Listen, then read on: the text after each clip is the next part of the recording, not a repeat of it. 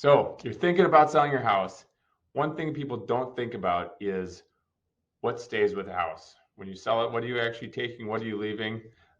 It's a good question to think about because sometimes you get down to the closing table and there's a disagreement, and we don't want disagreements. We like to spell it out ahead of time. I'm Spencer Schumacher, Spencer Real Estate Group, sell real estate in southern Wisconsin.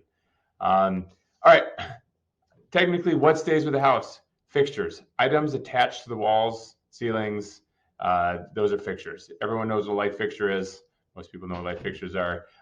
They all stay. If you have a Tiffany chandelier and you want to bring it with you, I either say we have to exclude it from the listing contract, or you got to replace it before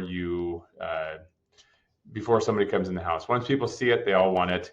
Sometimes pool table lights in the basement, people like that. Sometimes there's some random lights. They're like, we just love this. Kids' rooms, I see decorative fans, decorative lights people want. So if you want something, you got to take it off from there. Thermostats all stay. Today's world, Nest thermostats, Nest smoke detectors. I know they're very expensive items, but people want to take them with them. When you have a thermostat in the house, they should stay or swap them out ahead of time. Cameras, ring cameras, doorbells, security cameras in the house. Do they stay? Do they go? Technically, they stay unless they're excluded from it.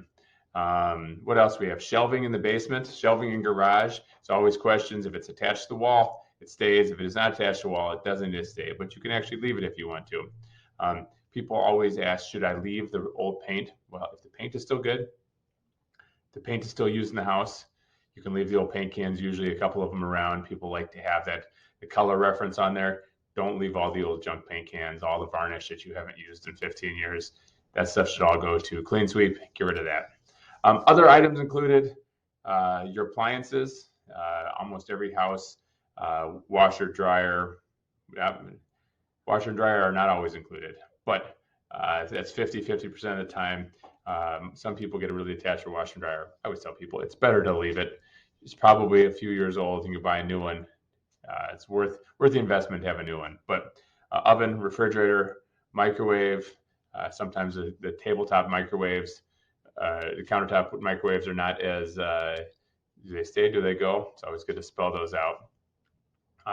Water softener stays. Most people take their dehumidifier. Underground pet fences, invisible fences, those devices, the neck collars for those usually stay. So it's interesting what stays, what doesn't. A good rule of thumb is if it's attached to the wall in some sort of permanent way, it should stay. But we like to spell that ahead of time. We don't like to have any questions later. The one last one is TV mounts. Today's world of mounting everything on the wall. If you want to take that TV mount off, we have to exclude it, and then we have to patch the wall. We don't want big holes in the wall. Those are pretty big lag bolts that go into those. So that's a little bit of information. What stays, what goes. Hope you guys have a great week. Call me if you need help. Spencer Schumacher, Spencer Real Estate Group.